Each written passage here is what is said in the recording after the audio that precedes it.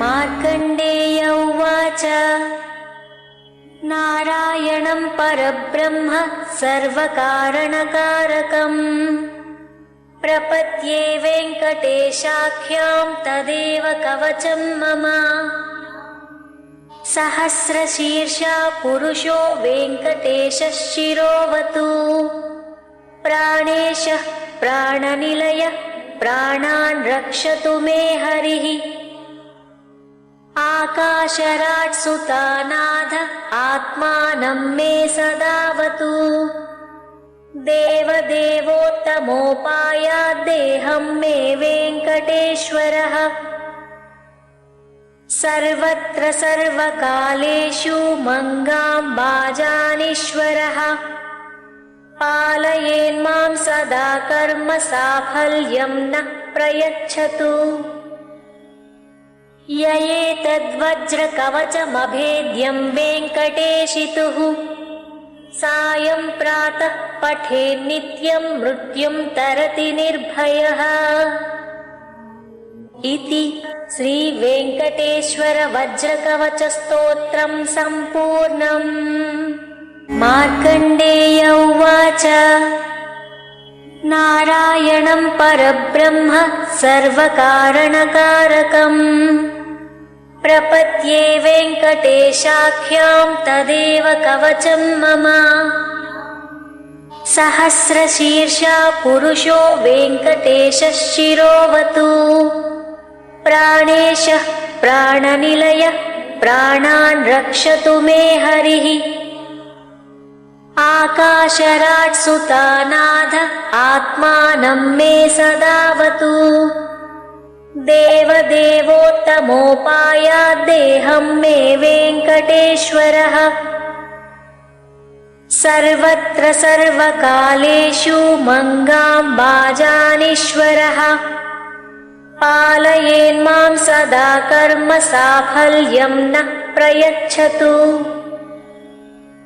य एतद्वज्रकवचमभेद्यं वेङ्कटेशितुः सायं प्रातः पठेन्नित्यं मृत्युं तरति निर्भयः।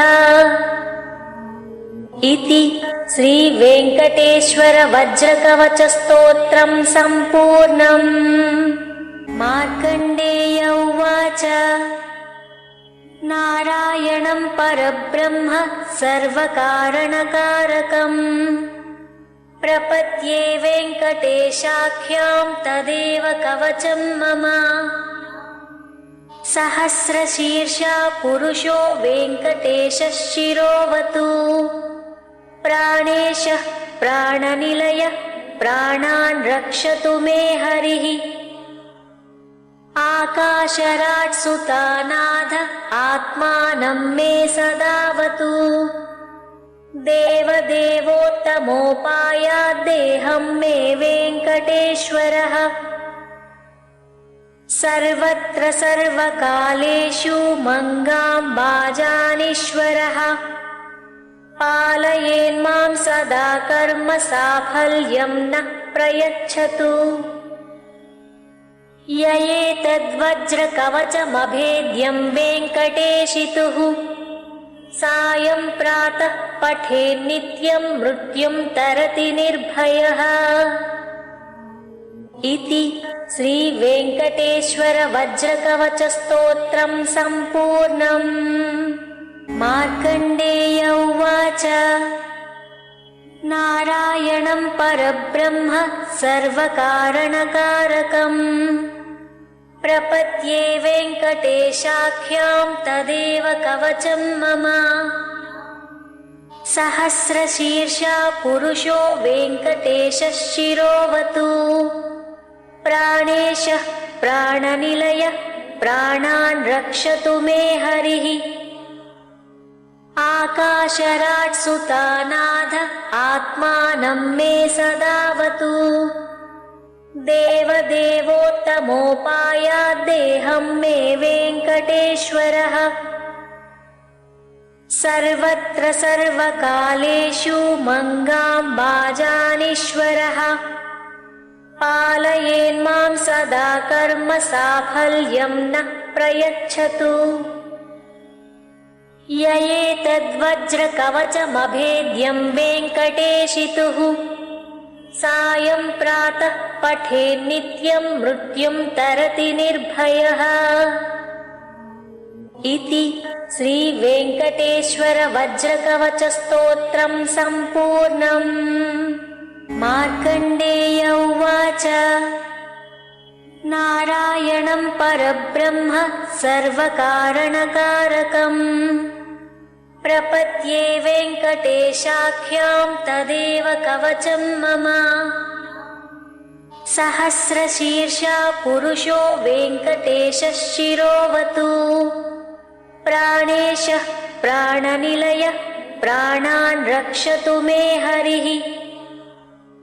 आकाशराट् सुतानाथ आत्मानं मे सदावतु देवदेवोत्तमोपायाद्देहं मे वेङ्कटेश्वरः। सर्वत्र सर्वकालेषु मङ्गाम्बाजानीश्वरः पालयेन्मां सदा कर्म साफल्यं न प्रयच्छतु। य एतद्वज्रकवचमभेद्यं वेङ्कटेशितुः सायं प्रातः पठेन्नित्यं मृत्युं तरति निर्भयः। इति श्रीवेङ्कटेश्वर वज्रकवचस्तोत्रं सम्पूर्णम्।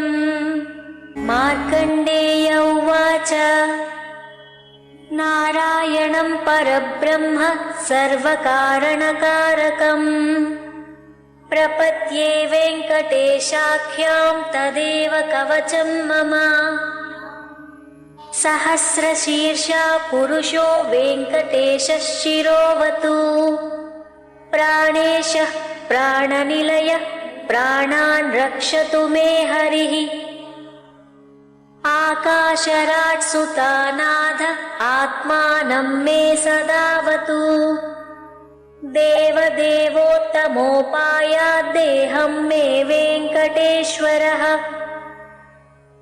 सर्वत्र सर्वकालेषु मङ्गाम्बाजानीश्वरः पालयेन्मां सदा कर्म साफल्यं न प्रयच्छतु।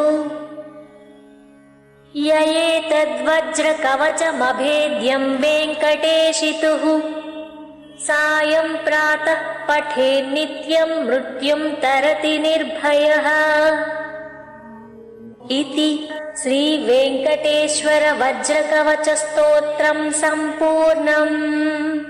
मार्कण्डेय उवाच नारायणं परब्रह्म सर्वकारणकारकम् प्रपद्ये वेङ्कटेशाख्यां तदेव कवचं मम।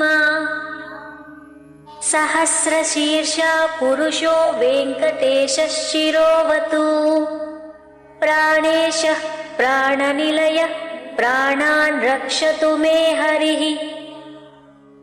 आकाशराट् सुतानाथ आत्मानं मे सदावतु देवदेवोत्तमोपायाद्देहं मे वेङ्कटेश्वरः। सर्वत्र सर्वकालेषु मङ्गाम्बाजानीश्वरः पालयेन्मां सदा कर्म साफल्यं न प्रयच्छतु। य एतद्वज्रकवचमभेद्यं वेङ्कटेशितुः सायं प्रातः पठेन्नित्यं मृत्युं तरति निर्भयः। इति श्रीवेङ्कटेश्वर वज्रकवचस्तोत्रं सम्पूर्णम्।